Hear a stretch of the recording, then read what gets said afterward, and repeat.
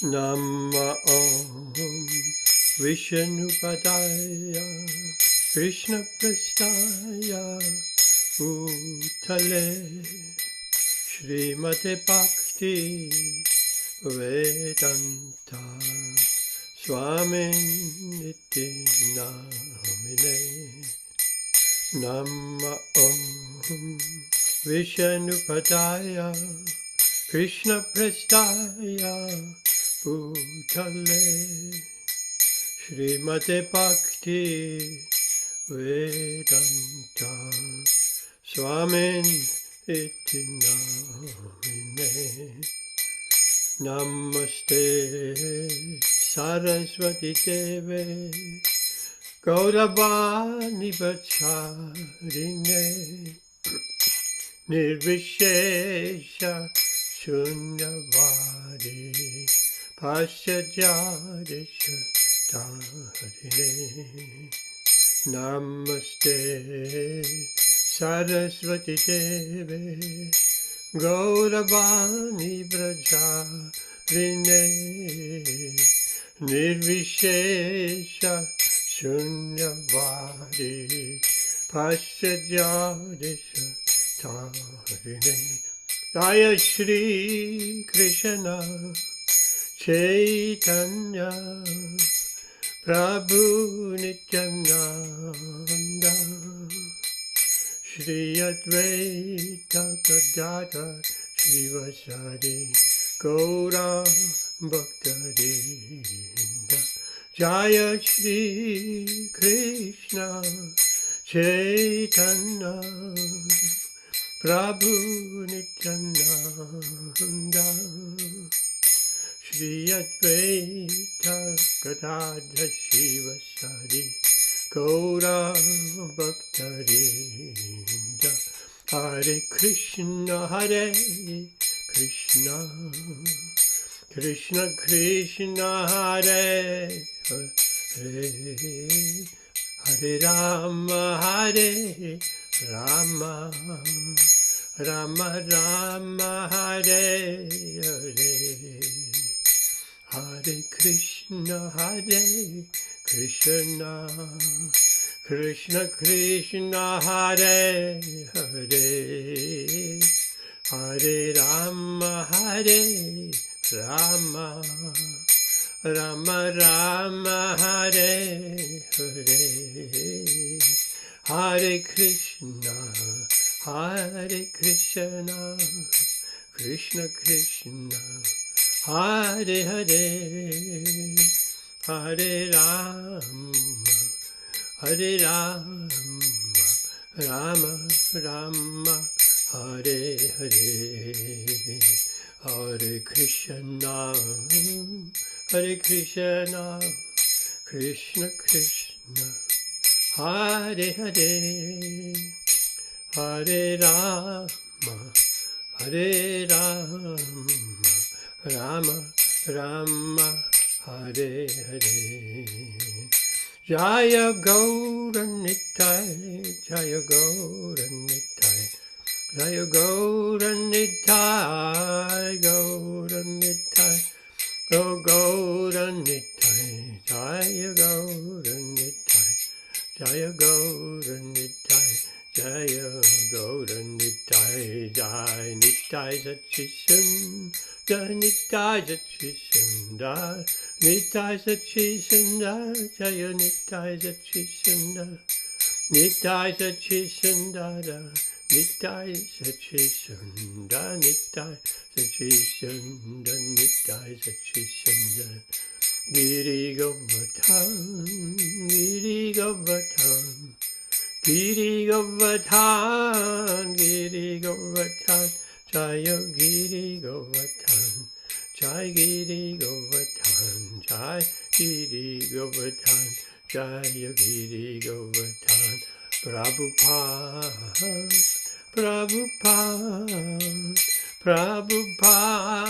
Jaya Prabhupada Jaya Prabhupada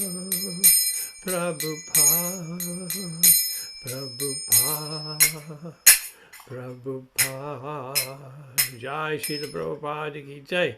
Shri Shri Nittai Sachi Sundara Chi Ki Jai Gaura Premanandi. Hari Hari Bol.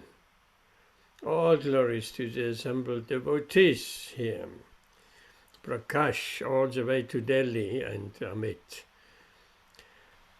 Okay. What are we talking about tonight? On a rainy day. On a very rainy day. What Bhagavad Gītā verse are we talking tonight?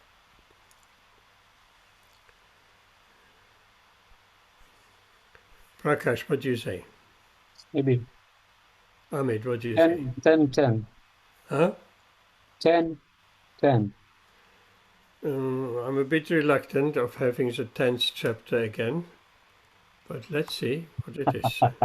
Bhagavad Gītā 10. There's so many other nice chapters. Bhagavad Gītā 10:10. Teshamsa. Oh, that's a very famous verse. Oh no, that is a beautiful verse. Oh, that's the most. I love that verse. One of my favorite verses. Oh my God, that is absolutely the most beautiful verse. Right. Okay. So tonight. You are happy now, Prabhu? You are happy with it? More than happy. Okay, good. More than happy. Let's share that screen.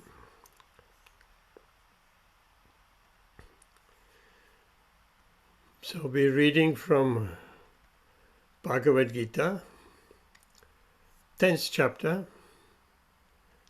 text 10.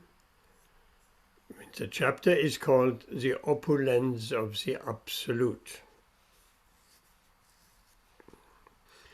Om Namo Bhagavate Vasudevaya. Om Namo Bhagavate Vasudevaya.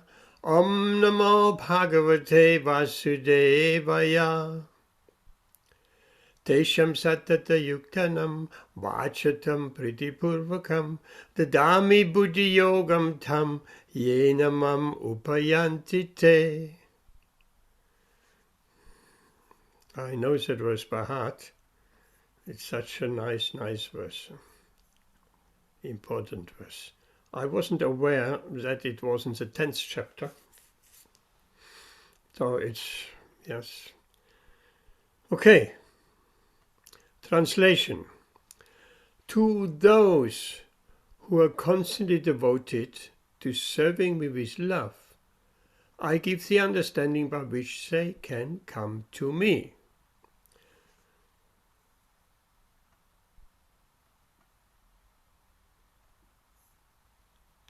Purport by His Divine Grace A.C. Bhaktivedanta Swami Srila Prabhupada Ki Jai.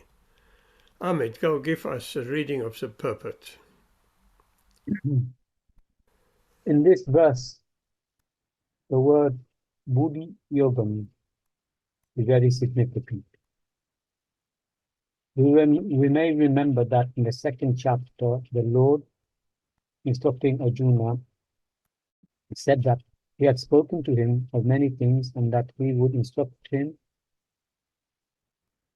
in the way of Buddhi Yoga. Now Buddhi Yoga is explained. Buddhi Yoga itself is action in Krishna consciousness. That is the highest intelligence.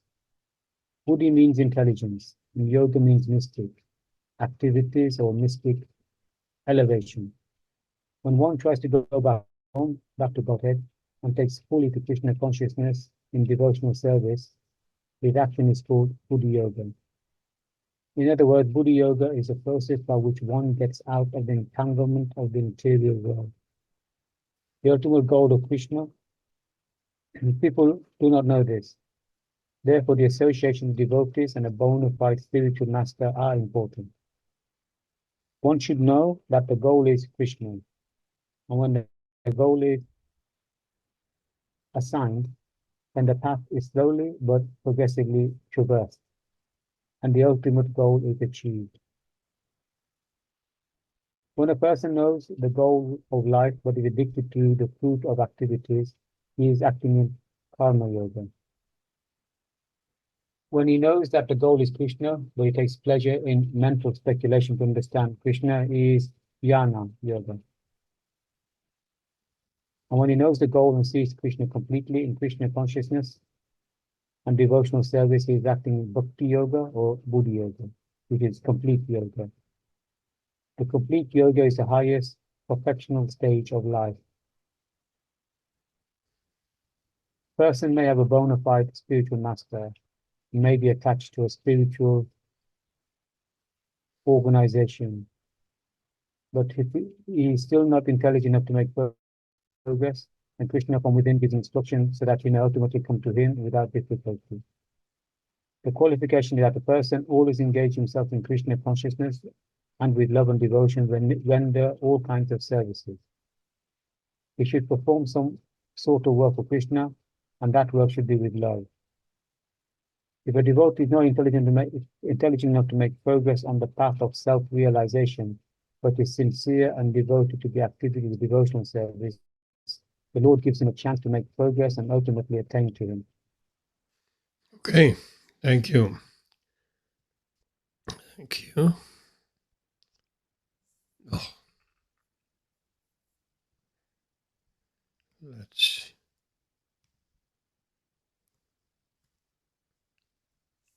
What's happening today? Translation again. To those who are constantly devoted to serving me with love, I give the understanding by which they can come to me. So this is very easy for Krishna. Very easy, because Krishna is in the heart of all living entities. So Krishna can give inspiration through the heart. We're getting inspiration all the time through the heart, through the mind, through the heart. We're getting inspiration to do any and everything in our daily life. Suddenly the idea comes into our head, oh, that would be nice to do this and that. Inspiration. Where's inspiration coming from? Right? People talk about inspiration, or let's say an artist, a painter, or a writer, or a poet. They're all thriving on inspiration. Where is that inspiration coming from? From within the heart.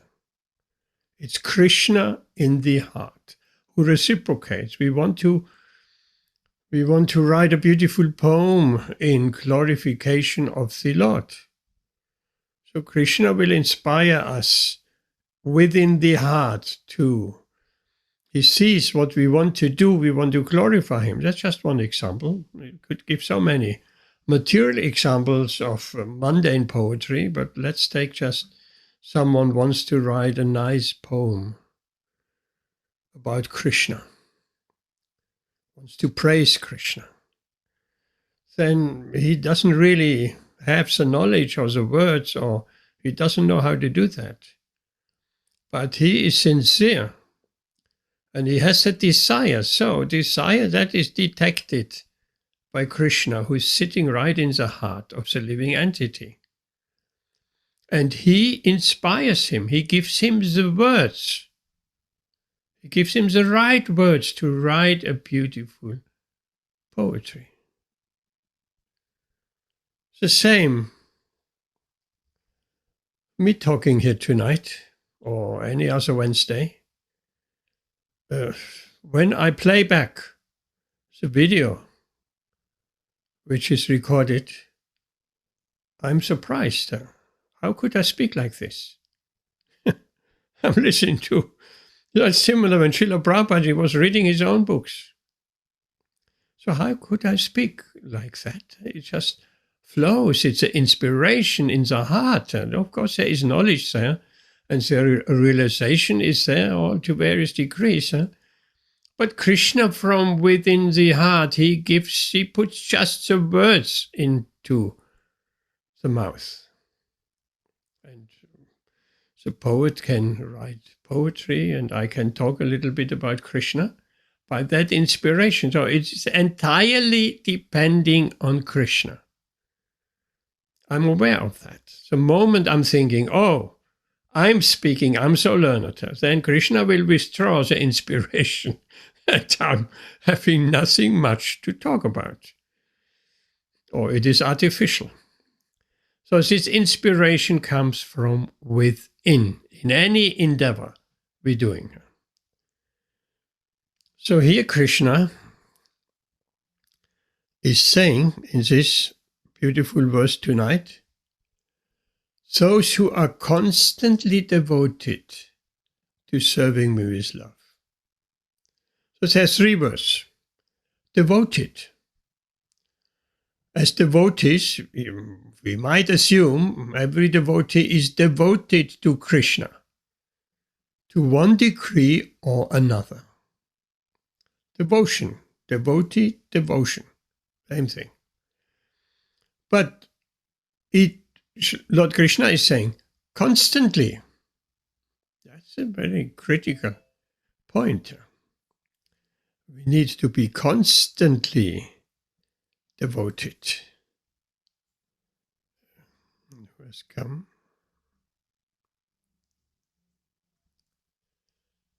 Amrita Radhe Mataji, welcome, Hare Krishna.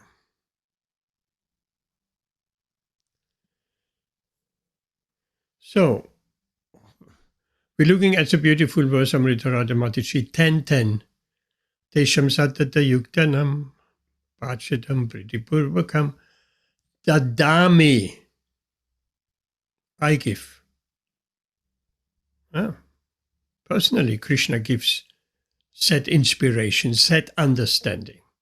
So, we are just looking at those who are constantly devoted. Constantly means what? Once a week? That's not constantly. I'm devoted to Krishna once a week, on a Wednesday evening, and perhaps on a Saturday. And in between, all the other days, I'm devoted to my family, to my friends, to my parents, to society, friendship, and love. I'm devoted to so many things. I may be devoted to my hobbies. I may be devoted to whatever. And forgetting Krishna. Forgetting Krishna. So, but here Krishna is saying those who are constantly devoted. Constantly means all the time. 24 hours. That might sound, how can that be? How can I be constantly? And what does it mean? Devoted. Devoted. So as Krishna says, surrender unto me. Sarvadharma parityaja. But how?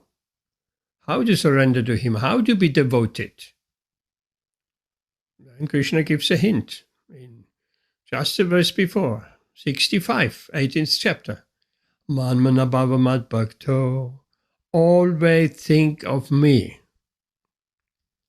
So that's constantly devoted, always thinking of Krishna. Okay, that makes total sense. But how can it be done to always think of Krishna? I have to think of so many things. I have to think of my family, I have to think of my children, I have to think of what to cook and this and that, so many things.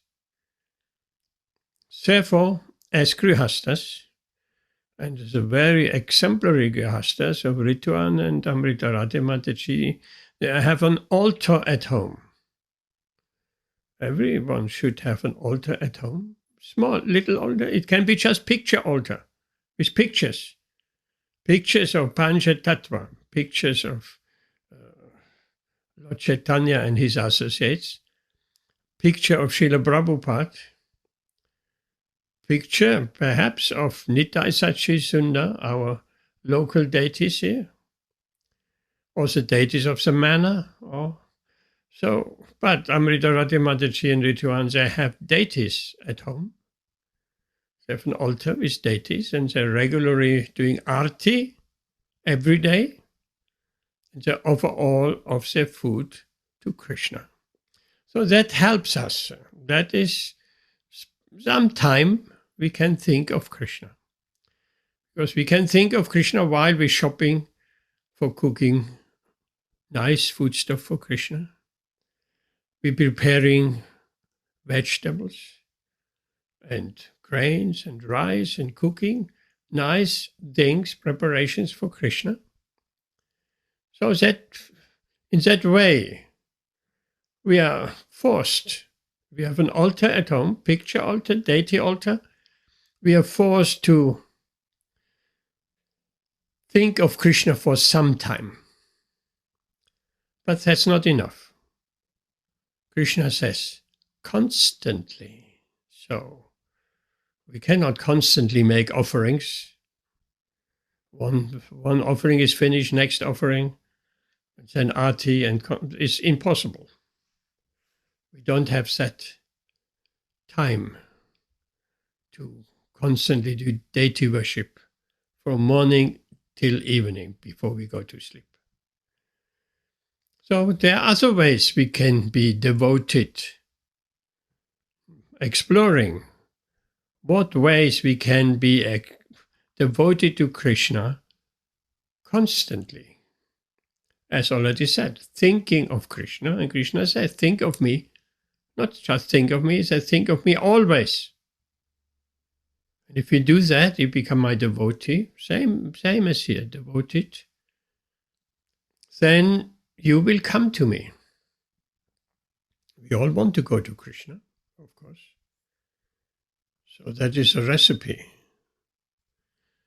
But how can we fill our day, 24 hours, of constantly thinking of Krishna? Well, some have proposed of listening to classes by Srila Prabhupada, listening to Bhagavatam Gītā, and so on. Yes, that may be possible.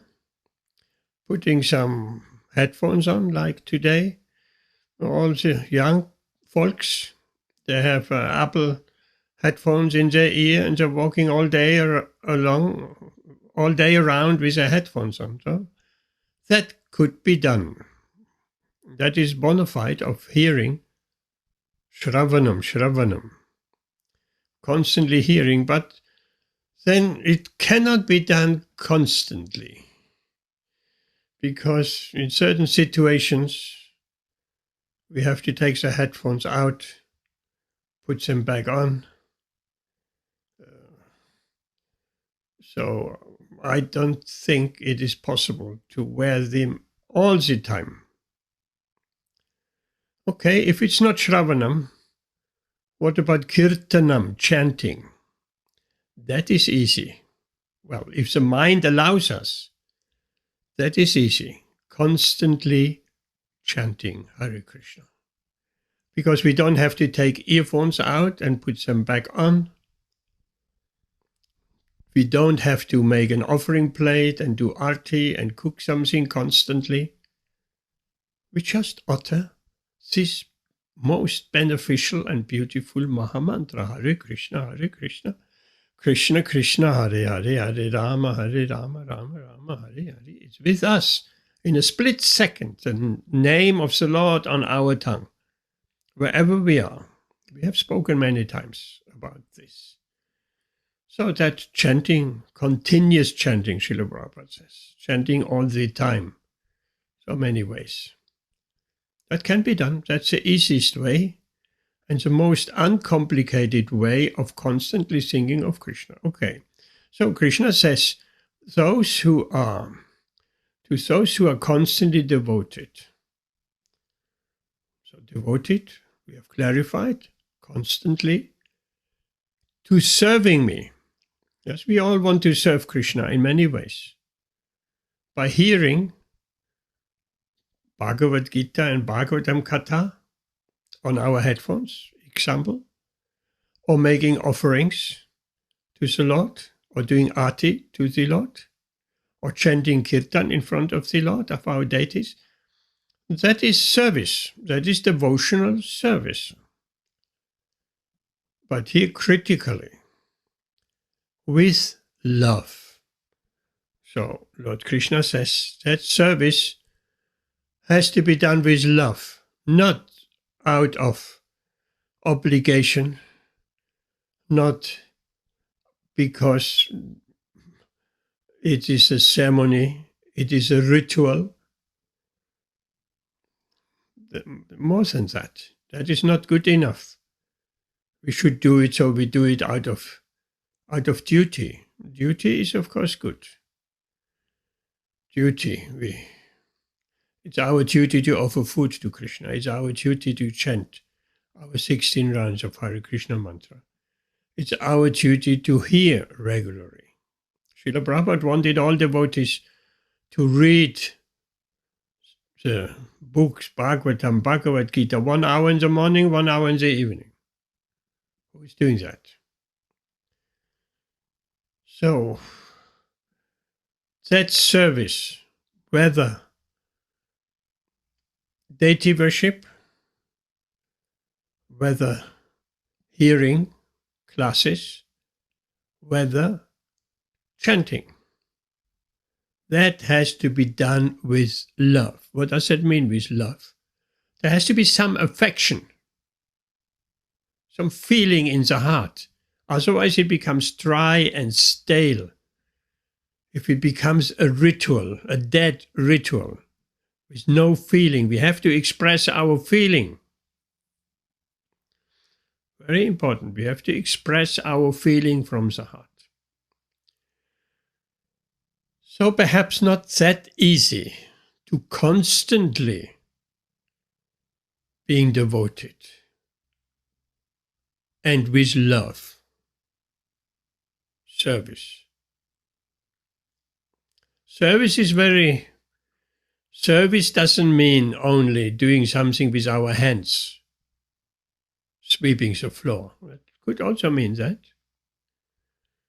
Even while we are cleaning the house, Amrita Radhe Mataji, even while cleaning the house, if we are conscious, this is Krishna's home. I'm sweeping to keep Krishna's home, temple, griha, clean. Well, that is devotional service.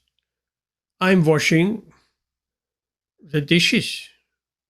This is devotional service. Dishes for Vaishnava Seva, for my children, for my husband. I'm washing the dishes, cooking, yes, for Krishna, but cleaning as well. For Krishna, it's Krishna's house. Shopping as well. So if the right consciousness is there, then even with deity worship, we can fill most of our day with Krishna conscious activities. Because activities are there. Activities are always there. We're doing so many things. But we're forgetting Krishna normally about it. All what needs to be done. Continue with your activity. Everybody is cooking. Everybody is cleaning. Everybody is hearing. Everybody is speaking. Everybody is using his eyes for seeing something.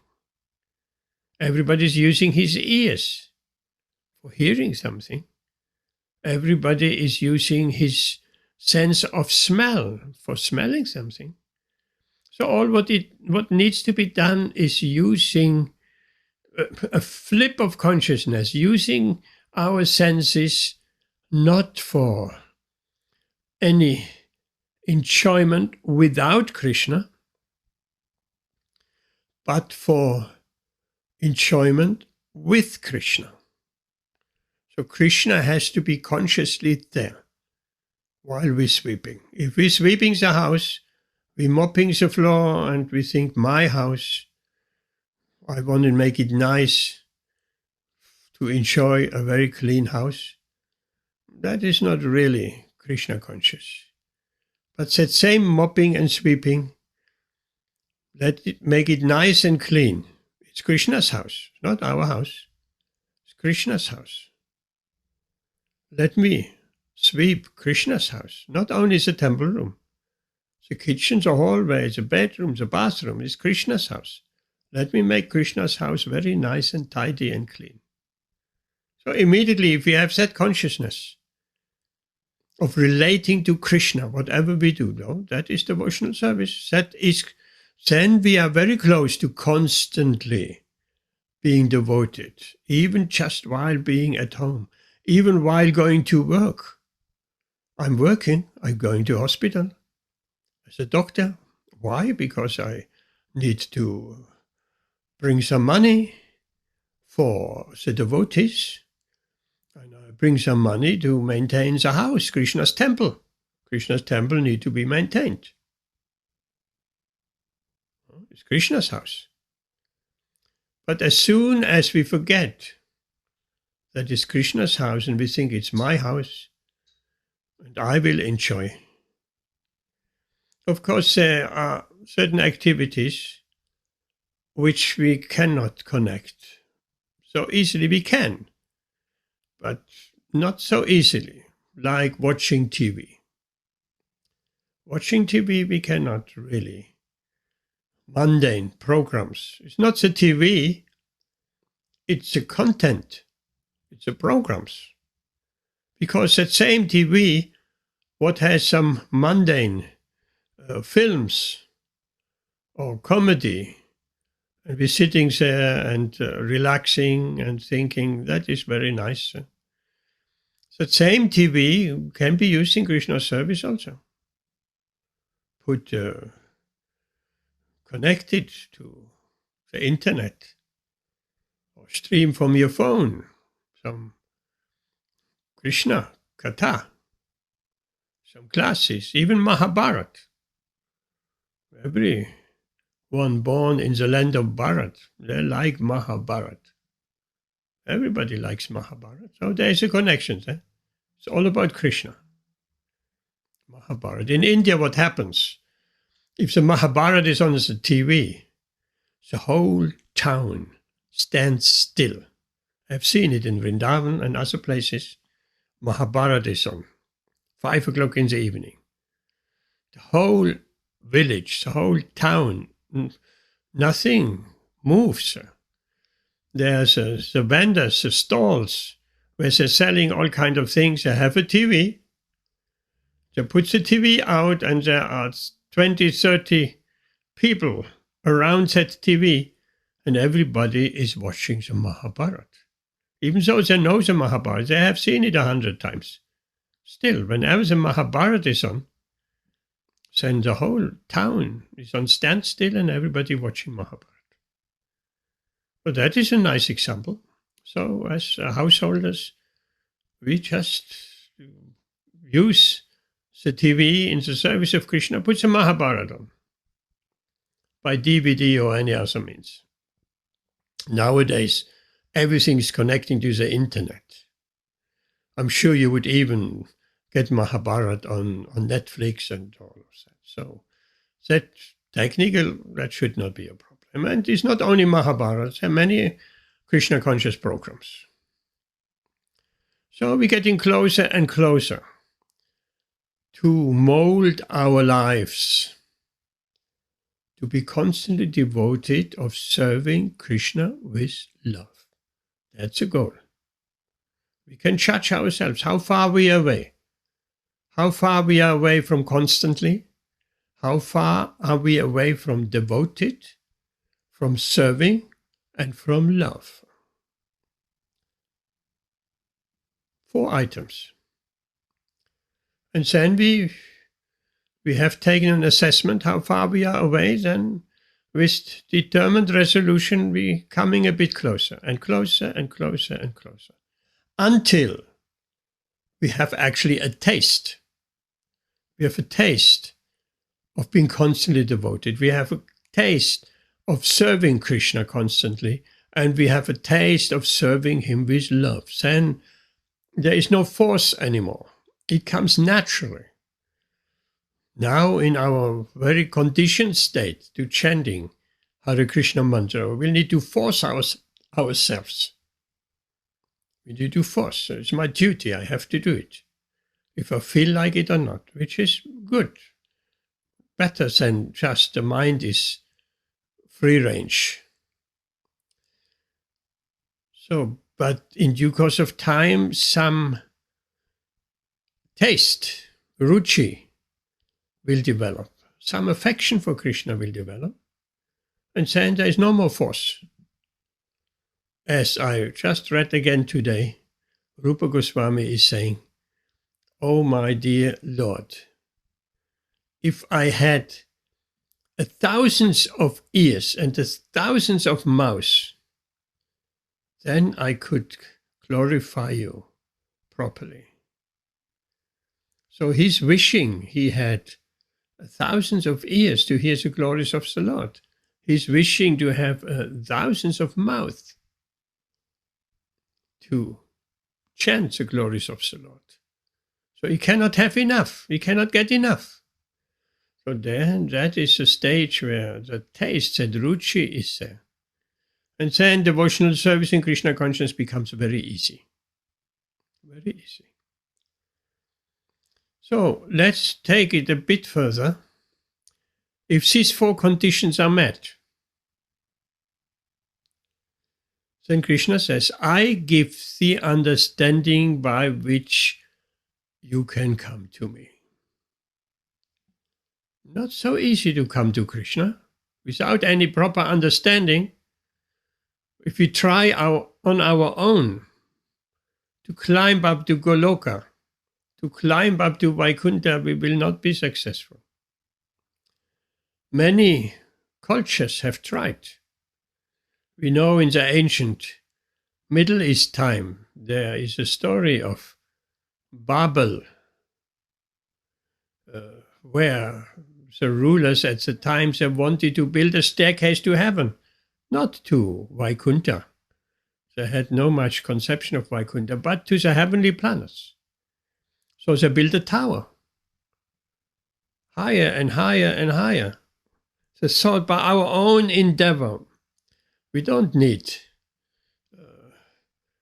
to qualify ourselves to reach the heavenly planets. We just have our own strengths. Let's engage so many laborers, or slaves probably, to build a tower, the Tower of Babel. But in the end, after some height has been achieved, the whole tower collapsed. So our own endeavor to reach higher planets by Sputnik and spacecraft, or even Elon Musk, SpaceX, that will not be successful. So, therefore, understanding is needed. How to reach. And it's not understanding like book understanding. No, it's the understanding within the heart, which comes from self-realization. How to come to Krishna, how to be Krishna conscious. Okay, let's go a little bit in the purport. Srila Prabhupada is saying, Buddhi Yogam. It's significant. Yes, Buddhi Yogam. Buddhi means intelligence. Yoga means uniting with, linking up with the Supreme. So Krishna consciousness is actually Buddhi Yoga. Sometimes people make a distinction between Bhakti Yoga and Buddhi Yoga, but actually there is no distinction. Buddhi Yoga means yoga of intelligence. And what is Krishna saying?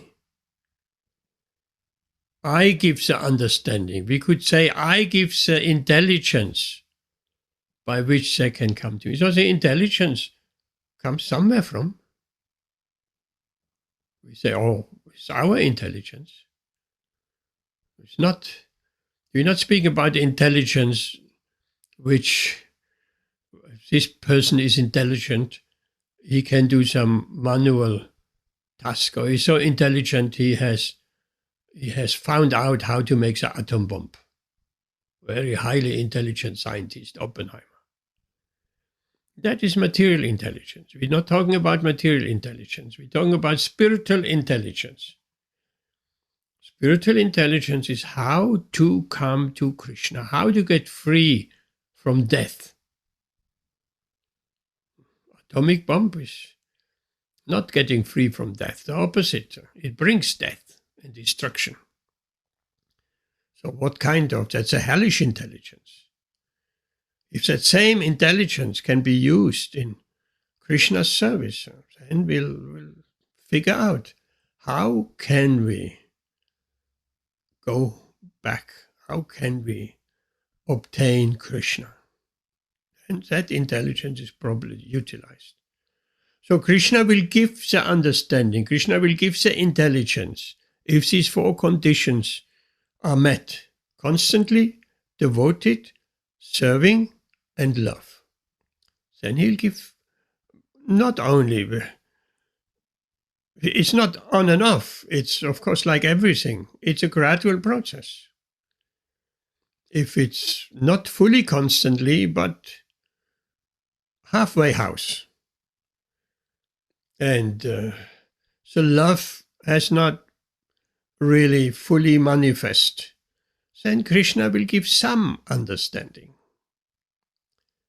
But if really our devotion and service is constantly and with love, Krishna will give full understanding, fullest understanding, how to get out of this material entanglement and how to go back home, back to Godhead, how to link up with Him, how to be constantly remembering and constantly be devoted.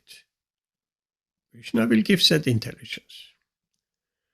So, again, Buddhi Yoga is not different from Bhakti Yoga. But later on in the purport, Srila Prabhupada makes a point that if our devotion is mixed with some desires separate from the Lord, if we have any desire, we call it material desire,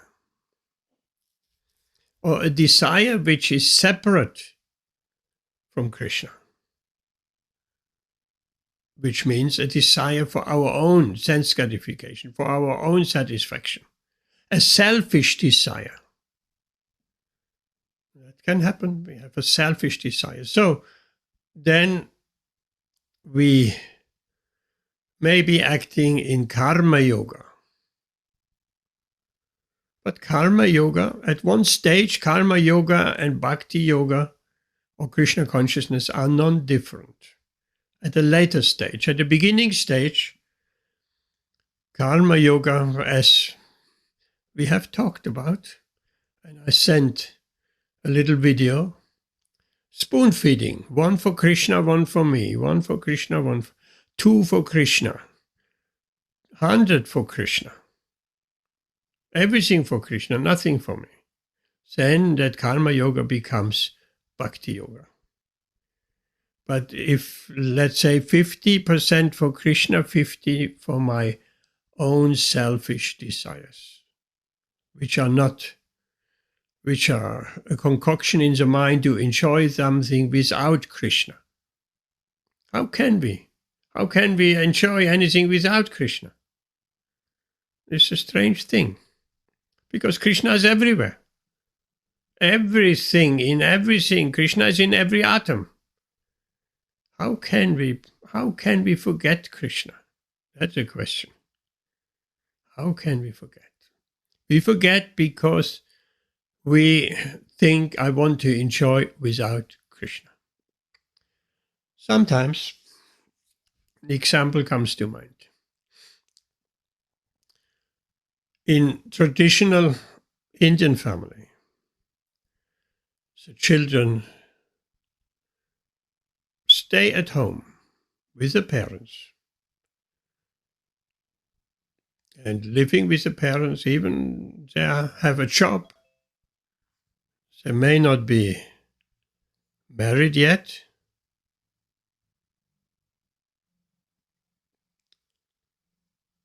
Welcome, Jayanti Bhai.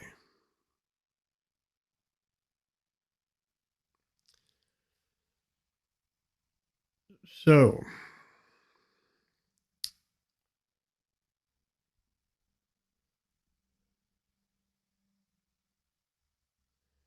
now I lost my thread. You were giving an example, Prabhu, of how in Indian families the children still stay. They Oh may yeah, not be married. yeah. Thank you. But at a certain point, and particularly in Western families, at an earlier point, in Indian families, staying for a long time at the parents' house. It is cheaper. They don't have to afford rent at university. They're choosing a university close to home. So they're saving money. They're staying with the family. But Westerners, they going out of the house at an early stage. In fact, they're choosing university very often, which is far away from home. We cannot enjoy while our parents are there properly. I cannot bring my girlfriend or girlfriends or have a wild party at the parents' house. That is not possible. As long as I live with my parents, I have to respect the rules of my parents. Right? So, say, looking forward, when can I move out? And when they go to university and they move out, then life becomes, at least for some time, pretty wild. Now we can enjoy without my mother and my father looking over my shoulder. So that's the same situation. We want to enjoy this material world without Krishna looking over our shoulder. Right? Also, he's always looking over our shoulder. He's right in our heart. But we think, okay, God cannot see. I'm engaging in all kind of nonsense without my parents being there, without Krishna witnessing all my activities. So that is a driving force behind why we want to forget Krishna, why we came to this material world. We want to enjoy without Krishna looking over our shoulder. Simple as that.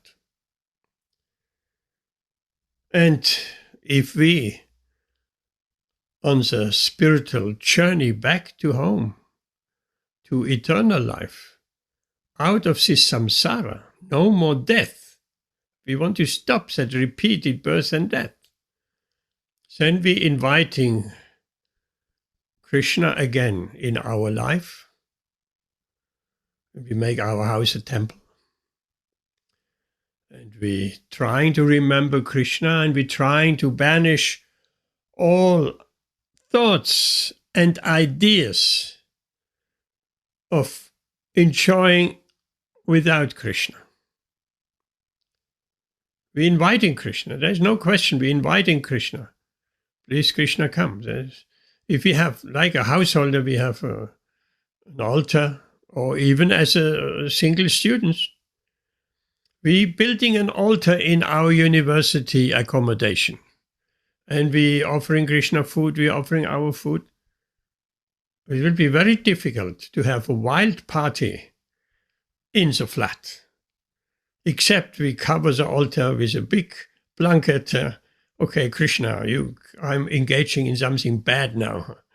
I bring my girlfriend and other friends, and we smoke and drink and doing so many nonsense activity. And Krishna, you cannot see. You're under the blanket. So, but if we do that, a simple thing like that. We have on an altar immediately. We reminded Krishna is looking over our shoulder, just like the parents looking over our shoulder. I have to behave properly. So that is karma yoga, which develops from 1 for Krishna, 1 for me, 2 for Krishna, 5 for Krishna, 10, 50% for Krishna, 90% for Krishna, 10% for me. So then we come closer to 100% for Krishna. We don't want to hide anything. Krishna, I'm an open book. All my thoughts, I may not be able to control my thoughts. I may not be able to control even my passions perfectly. But I'm trying. Please help me. I'm trying to walk on that seemingly long path of anartha nivritti. Please, Krishna, help me. What shall he help? Help me to remember you. Srila Prabhupada very often says we should arrange our life in such a way that we can remember Krishna. Very interesting instruction. We are not living with other people who are not devotees.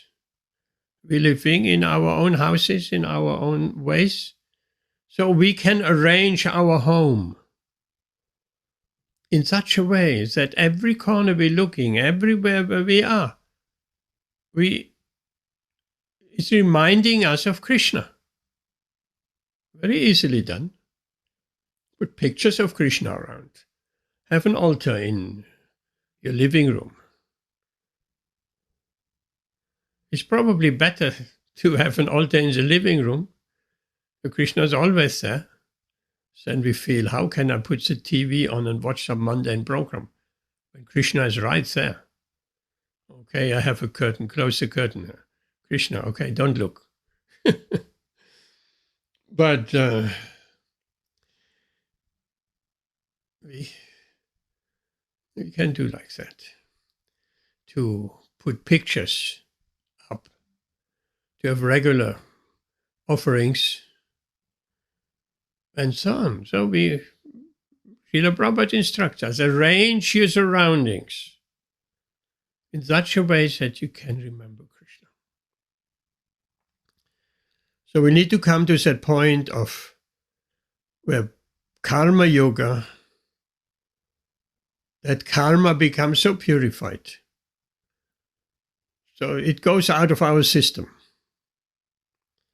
Karma means selfish enjoyment. If we lose the taste, if we increase the taste for Krishna activities, hearing, chanting, remembering, and so many things.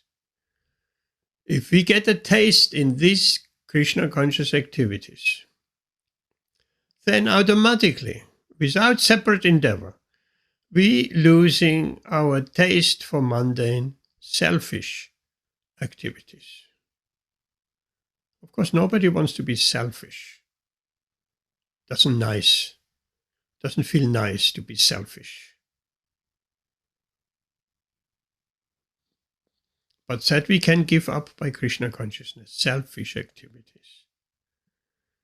Because along with wanting to enjoy our senses, down that path of karma, there is no end to it. There is no end to it. Neither will we ever be satisfied. Fully satisfied. We will not. By experience, there's always a sour taste afterwards. An emptiness. We think a particular material selfish activity, if we do that, the senses are screaming, satisfy me, satisfy me. Give me something nice to look at. Give me something nice for the tongue, something nice to touch, something nice to see. Senses want satisfaction.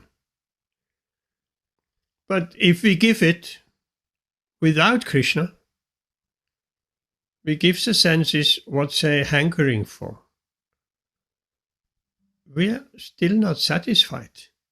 Afterwards, while we engage in sense gratification, we may feel some relief, not happiness, some relief. The senses are hankering. Okay, if someone is hankering, give them what they're hankering for, there is some relief. A child is hankering for a particular toy and is lamenting, I want it, I want it, I want it. Have you seen children in the supermarket? Some children screaming, very embarrassing for the parents and everybody else. I want this, now. They're crying and kicking, I want it, I want it. So that is like the senses. Once, okay, the mother gives in because it's too embarrassing and everybody turns around and looking, what's wrong with that child? What reflects back on the mother? And then, okay, they give the child what it wants.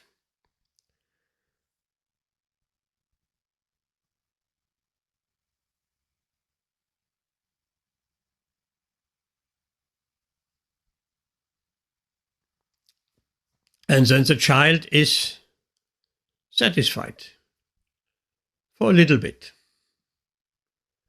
And then the child wants something else. So that means if we want something else, we're not really fully satisfied, isn't it? We want something else. We're never really satisfied because we want something else. One desire is satisfied for a short moment in time, and the next desire is there. It's because it's not satisfying us. If we get what we want materially without Krishna, then we would be satisfied. No more desire. I have fulfilled my material desire, so my senses are pacified. No more. Enough. No more desires, but that's not the case. It's not the case. By practical experience, it's just not the case. Not only wants the senses something else, they want more. And more. And more. It's the same thing which has satisfied the senses now. Next time we give the senses the same thing, they're not more satisfied. They want something different. They want something more. And like that, the degradation in Kali Yuga goes on. All moral values will be lost. Everything is going downhill because we're degrading ourselves, because we're running after sense gratification. We just have to accept it from Shastra and by practical experience that the senses cannot be satisfied. But people who don't know about self-realization and spiritual life, that don't know anything else, they're running behind the senses and trying to satisfy all the 5, 6 senses. They're trying to satisfy constantly. They're constantly running behind desires and trying to fulfill them. And if they cannot fulfill them, the lusty desires, the selfish desires, then they become angry, frustrated, out of not enough money or someone stops them. Bhagavad Gītā, Lord Krishna gives a very nice downfall of the spirit soul. By contemplating the objects of the senses. It starts with contemplating. If we contemplate sense gratification without Krishna, what happens? We want it. We contemplate a little bit too long. Yes, I want that. That will satisfy me. The senses are screaming, yes, give it to me, give it, get it. whatever it is. It starts with contemplation. Then what develops? Lust develops. That's the next step. We're lusting over it. Let's say, an example. We seeing someone eating some seemingly very nice food. We don't think of offering it. Krishna is not in the picture. We're just thinking about the food. It may be even forbidden food due to past habits. So we contemplate a little bit too much. We're thinking about it. It is in front of our eyes. We see it in the shop window. We're looking in the shop window. We walk down London Road, we can see so many restaurants with a big shop window and people sitting there, a couple or some friends, and they're eating. And it looks like, oh, there's some nice food. It looks so appetizing. And then lust develops, Krishna says. Then we're lusting over it. Oh, I also want to enjoy like that. It looks like they're enjoying very much. Let me also enjoy like that. And then if our husband or wife says, no, you are a devotee, you cannot go to the restaurant to eat this karmi food. That's not offered. That may be not offerable. And moreover, the cook, he has all bad habits. He's a sinful man. Who knows?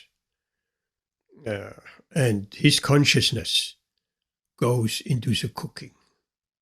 Particular grains, cooked grains treated with fire, they carry the karma. So the cook works his karma into the food. So if our husband or wife says, no, we're not going to the restaurant, they become frustrated. They become angry. No, I want it. So therefore, Krishna says, and from lust, anger arises. Anger arises. And then, next step downward spiral, bewilderment of memory. Bewilderment. We forget completely our position as devotees. Memory is bewildered. We may even shout at our husband or wife, no, don't stop me. Become angry. We're bewildered. Our memory is bewildered. We don't remember who we are. We've forgotten. We are devotee. We are servant of Krishna. And then, next step down, intelligence is lost. Then we're losing our discrimination, our intelligence. And then, at the end of that chain reaction, Krishna says, and we fall down into the material pool. It means we're falling down from our originally spiritual consciousness, and we're completely on the material illusory platform. We're captured by Maya, fully, 100%. So it comes from contemplation. Therefore, as devotees, this is beautiful verse. Maybe Amrita Rati Mataji, you know the Sanskrit, or at least the translation, of the tortoise. Of, Prabhu? The tortoise, the tortoise. Sanskrit translation you want? Sanskrit and translation, if you can.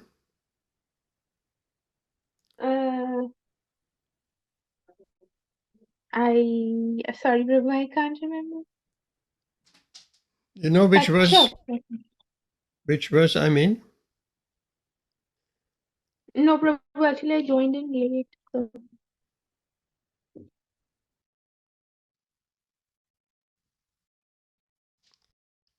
Tortoise. Anyway, what it says, the verse, the we had it recently, we spoke about it. The tortoise, whenever there is a turtle, whenever there is danger, it withdraws its limbs within the shell. Right? Yeah, the chapter 2, is it in 2, is it? You found it, the verse? Either I remember- 253. I think I can remember where it is. I think it's in chapter 2, isn't it? It's in chapter 2. I think it's towards the end, Yes, 258. 258. 215. 258. One who is able to withdraw his senses from the sense objects. Right? From the sense objects. We're contemplating the senses. And we're just about to develop lust, attachment to the sense object. If we have intelligence and practice also, spiritual practice and some steadiness in our spiritual life, then we withdraw our senses immediately. Danger. Don't let the senses contact the sense objects for selfish enjoyment. So like the tortoise, if one withdraws his senses from the sense objects, like the tortoise draws its limbs within the shell, is firmly fixed in perfect consciousness. The senses are there. We have to act through the senses. But we have the power, and we should have the power, to use the senses to come out of the shell and use them in a Krishna conscious way.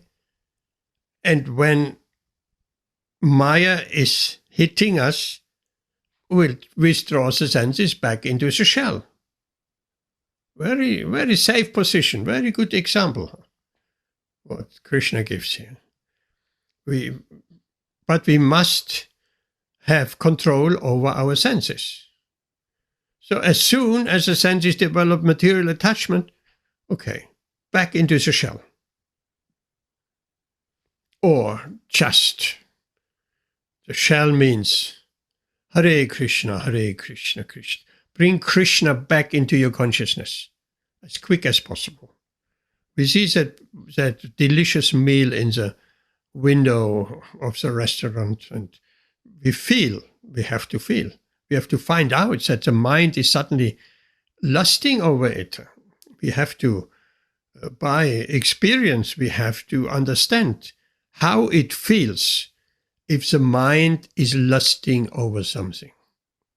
If the mind be getting attached to what is in front of our eyes, our smell, our tongue, our ears, we're getting material attachment. We'll have to be able to see that.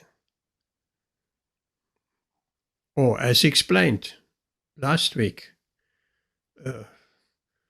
if we are fixed to a certain degree, certainly on the stage of Nishta, then Maya is at a distance. We can see the attachment is coming. We're contacting the sense objects, which are very, very attractive. After all, it's Krishna's energy. Daivi Esha Gunamai. It's Krishna's divine energy, so why wouldn't it be attractive? It's like Mohini Murti. Even Lord Shiva was attracted and ran after her. So just see, Krishna disguised himself as the most beautiful, charming woman. And the demons immediately, they had no sense control. They were lusting over her immediately. But even the demigods were attracted. Even Lord Shiva was attracted. Of course, how can he not be her? Because Mohini Murti was an incarnation of Krishna. If Krishna himself comes in the form of a beautiful woman, we don't have any chance.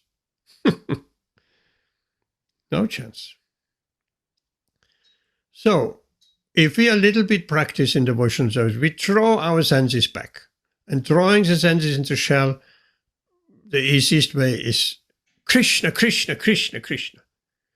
immediately gets the mind purified.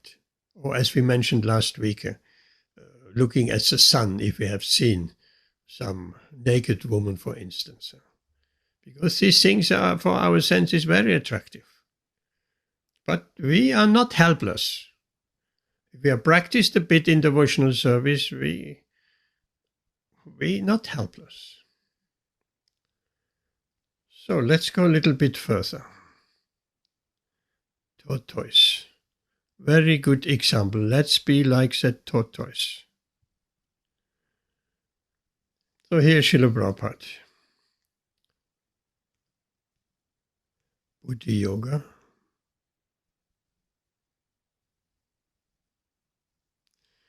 So Buddhi Yoga itself is action in Krishna consciousness. That is the highest intelligence.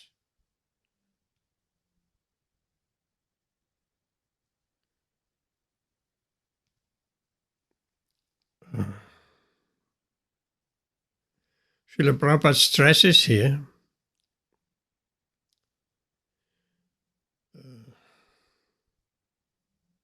Buddhi Yoga is a process by which one gets out of the entanglement of this material world. And there is no question that this material world, there is entanglement. Of course there is entanglement, so much entanglement. That is also something we should consider. If we're lusting over something, we want to gratify our senses, whichever sense it is. By experience, therefore I'm stressing experience. By practical experience, because we have failed 1,000,000 times before. So by practical, if we are intelligent, at least we're learning from our experience, second-class intelligent. And not third class. We're making the same mistakes again and again and again. But at least we're coming to be second-class intelligent. We're burning our fingers and we're learning from it. So if we let the senses loose, or one sense loose, means let the eyes see what the desire to see, let the tongue taste what the tongue wants to taste. So without any restriction. So we know exactly from previous experience, at the end of that experience, when we actually enjoy a particular sense object, there will be disillusionment and emptiness, and we feel bad about it, and we know that. And we should remember that. So by experience, we know going down that road will end up in disaster. Of course, that's different for the fruitive workers, for the people in general. They're going down that road every day, every single day. They don't know anything better. And there is also disaster, and then they're lamenting, and then they're hankering and lamenting and hankering and lamenting all the time. It's just one completely vicious circle of hankering for something, and then afterwards is lamentation. At least is lamentation when the sense gratification stops. And every sense gratification will stop. It's not going on and on and on. We're eating some nice meal, some tasty, tasty food. After the belly is full, it stops. Stop, finished. And then after some time, the tongue desires something else, and the belly wants something else. With all the senses, same thing. So the general populace, they don't know how to get out of that. Therefore, they're in a constant circle of desire and frustration, hankering and lamenting, hankering and lamenting. So, but a person who has developed some Krishna consciousness, he knows the outcome. He knows what's the end of this chain, of this attachment and gratification and lamentation. He knows that, and he wants to break that. And he can break that by experience. So before the senses are tempted to contact the sense objects in a selfish satisfaction. The devotee knows very well what is at the end of it. It may appear so nice, it may appear so enjoyable, but it is not. At the end of it, there is lamentation. Any sense category, you name it. At the end, there is lamentation. This is not the case if Krishna is involved. That's interesting. Because we are spiritual by nature. If Krishna is involved, if we're eating prasadam, we don't feel bad afterwards. Now I have eaten something which I shouldn't eat. Now I have compromised. No, because we only offer proper food, what Lord Krishna accepts. So anything which is without Krishna is just horrible and leads to frustration and disaster even. But with Krishna, there is no disappointment. In fact, we want more Krishna and more and more. And of course, if one last point on selfish satisfaction through the senses, then the next thing we know, what is developing, if we let the senses loose, no restriction, then greed develops. Greed is everywhere in this world. People are greedy. They don't need something, but still they get it. They are hoarding, they are accumulating. They are greedy people. They can't control it. They can't. They have no chance.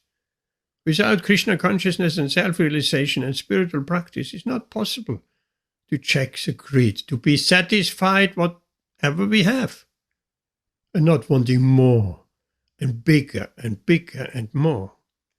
And Krishna explains in the Bhagavad Gītā also this lust, because that's it, lust. Lust is not only, generally we understand lust in a sexual context, but lust means many other things as well. We're lusting after food, we're lusting after getting something.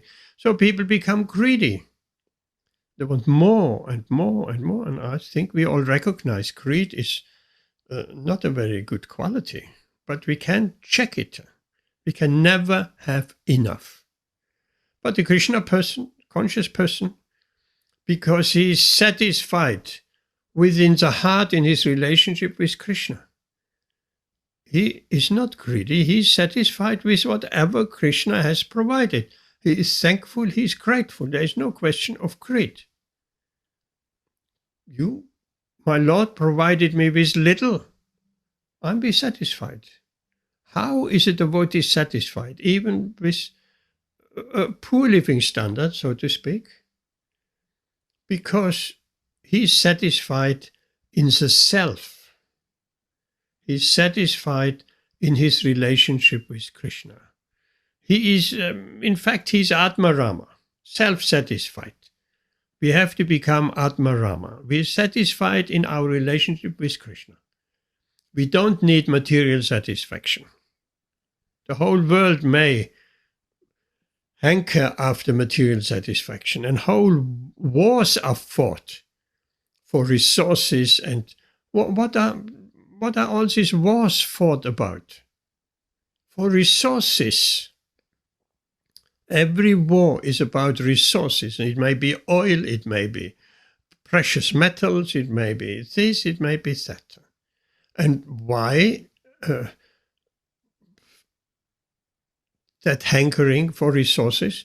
Because resources will satisfy our sense enjoyment. But the word is just the opposite. Krishna is the owner of all resources. Krishna will supply. Ananyas chintayantam mam yechana paryupasati tesham nidya binuktanam yoga kshemam vaham yaham. I will maintain, for my devotees, I will maintain what they have and provide what they lack. Yoga kshemam aham vyaham. So Krishna, devotee, is satisfied in his relationship with Krishna. People do not know this, Srila Prabhupada writes here. Therefore, the association of devotees and a bona fide spiritual master are important. Because devotees can teach the science of bhakti and how to be satisfied with Krishna. And that satisfaction, then that satisfaction of the senses becomes less and less and less important. Then Srila Prabhupada carries on. One should know that the goal is Krishna. That's already a big step ahead. If one knows the goal is Krishna, one may have so many material desires, but if one knows the ultimate goal is Krishna, I can't help of having so many material desires, but the goal is Krishna. So we're walking towards Krishna. I remember Shivaram Swami has made a nice example some time back, that we may not go straight to the goal in a straight line. We may go left, then right, then left and right, but the direction is Krishna. And eventually we'll reach Krishna. So Srila Prabhupada writes that when the goal is Krishna, and when the goal is assigned, so we have fixed the goal, then the path is slowly but progressively traversed. Maybe slowly, bit by bit, but progressively. Therefore, we're always asking, what are you progressing in your Krishna consciousness? That's the most important question. Not at what level are you in your Krishna consciousness? That's not so important. We are at different levels wherever we are, wherever we started off, and everybody started at a different starting point. But are you making progress? That's an important bit. Are we progressing? Because wherever we started, if we're progressing, we will reach the goal. Maybe before someone else or later than someone else, it doesn't matter. What matters is our journey. Of course, those who are ahead of our journey, they're inspiration for us. And those who are behind, we're helping them. That's a nice example. Like we're all devotees going towards Krishna. Those in front, they're pulling. Come on. Quicker, come. And those behind are pushing. Come on, move ahead. So we are in a safe space if we have the sadhu sangha, the association of devotees, pushing from behind and pulling from front. So progressively, slowly but progressively. And the ultimate goal is achieved. There's no question that ultimate goal will be achieved. So Srila Prabhupada says, when a person knows the goal of life, it's a big term, the goal of life. You ask a person on the street, what's the goal of life? Oh, well, getting a lot of money, eating, drinking, having a nice time, and being with the family, enjoying life, going on holiday once a year. And so that's their goal of life. As devotees, we have a different goal of life. We want to go back to Krishna. No more death. Last birth in this material world. So when a person knows the goal of life, but is addicted to the fruits of the activities. So means the fruits of activities are the fruits of our labor. So we are addicted to enjoying what we have worked so hard for. Such a person is acting in karma yoga. The goal is there. He knows Krishna is a goal, but still that addiction to sense gratification is still there. So it's in karma yoga. Keep the goal in mind. Because there are others. The fruitive workers, they don't have the goal. The goal is some more enjoyment of the senses or better. That's their goal. And he, whose goal is Krishna, but he takes pleasure in mental speculation. To understand Krishna is acting in jnana yoga. We might not perhaps not understand someone can take pleasure in mental speculation. People do take pleasure in mental speculation. The mind is coming up with so many ideas and then speculating on these ideas. They take pleasure in that. Then they're acting in jnana yoga. And when he knows a goal and seeks Krishna completely in Krishna consciousness and devotional service, he's acting in bhakti yoga or buddhi yoga. You see, Srila Prabhupada, these terms, bhakti yoga, buddhi yoga, they're equal. This is a complete yoga, and it is a highest perfectional stage of life.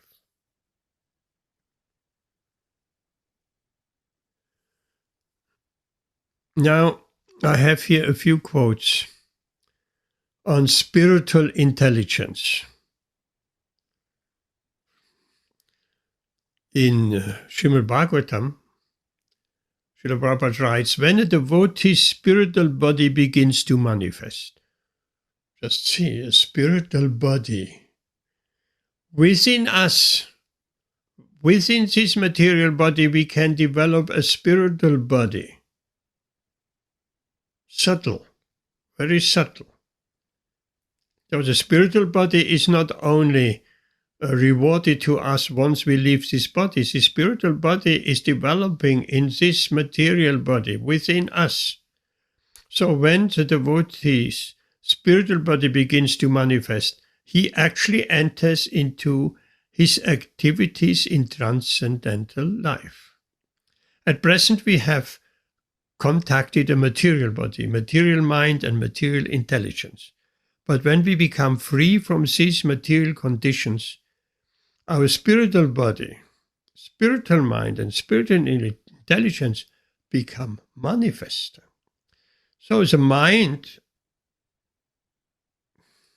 again, we had that example where Srila Prabhupada has been asked, are thoughts spiritual? Srila Prabhupada says, yes, thoughts are spiritual, originally. But when they are directed towards material enjoyment, they become material. And when they're directed towards Krishna, they're spiritual. So with everything else, with the intelligence, with the mind, with the body, with the senses, if it's directed towards material enjoyment, it's material.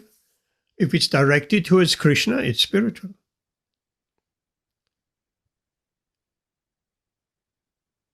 So here I have a lot from previously.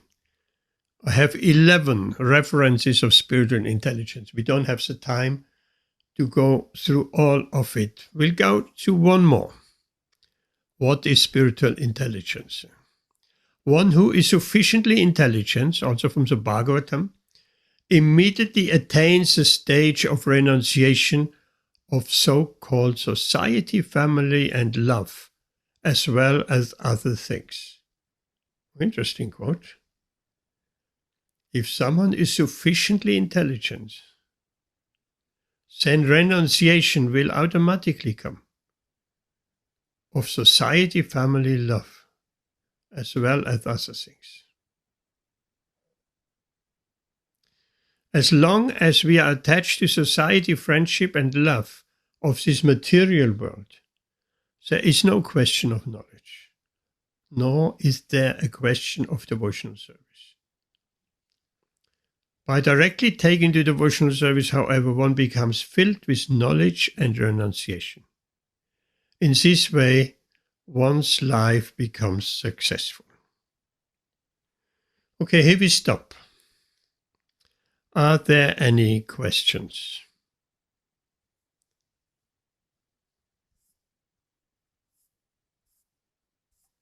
Thank you, Prabhu. I really liked your example about Karma Yoga, how it begins by one for Krishna, and then two, and then gradually up. I don't have any questions, but I really found the class to be very meaningful. Thank you. I try to make it meaningful to household situations. Okay, what's your question?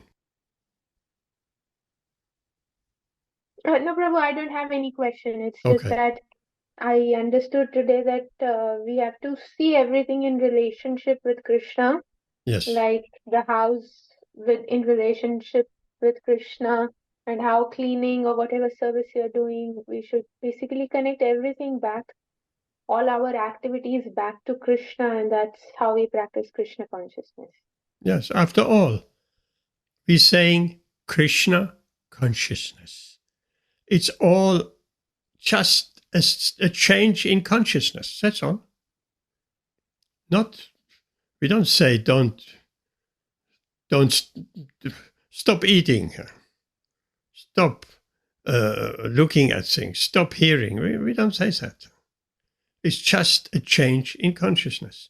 So again, very simple, practical thing. If our mind, senses, intelligence is directed towards material enjoyment, it's a material intelligence, a material mind, and material senses.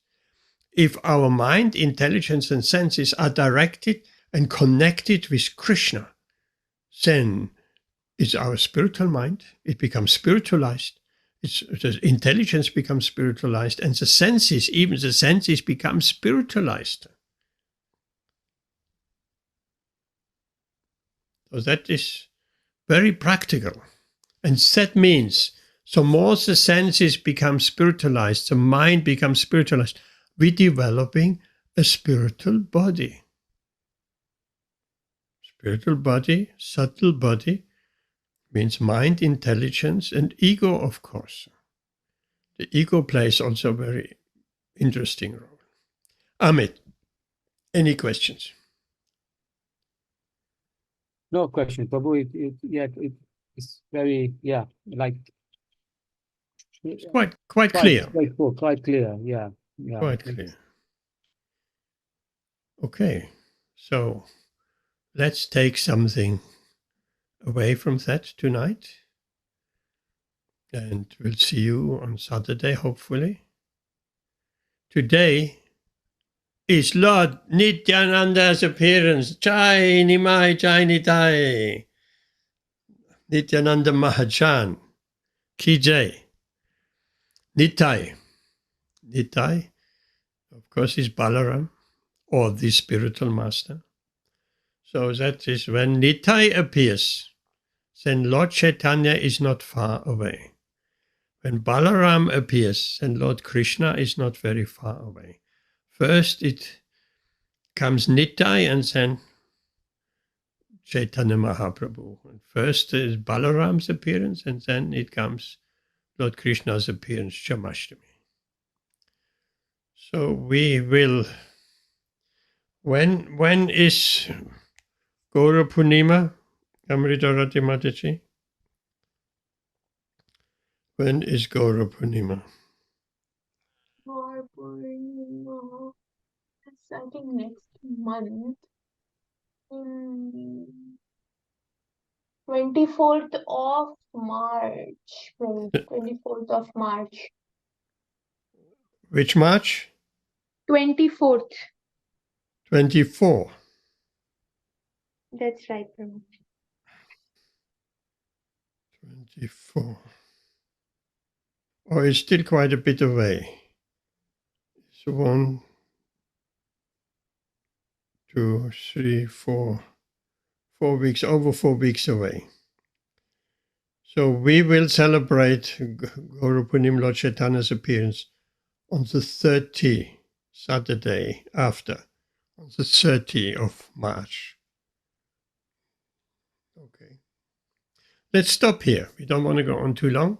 Thank you very much. See you this Saturday. Greet Rituan, Prabhuji, and Padma, and Tejas, and Amit. Thank you, Prabhu. My our Dandavats to you. Hare Krishna. Hare Krishna, everyone. Hare Krishna. Hare Krishna.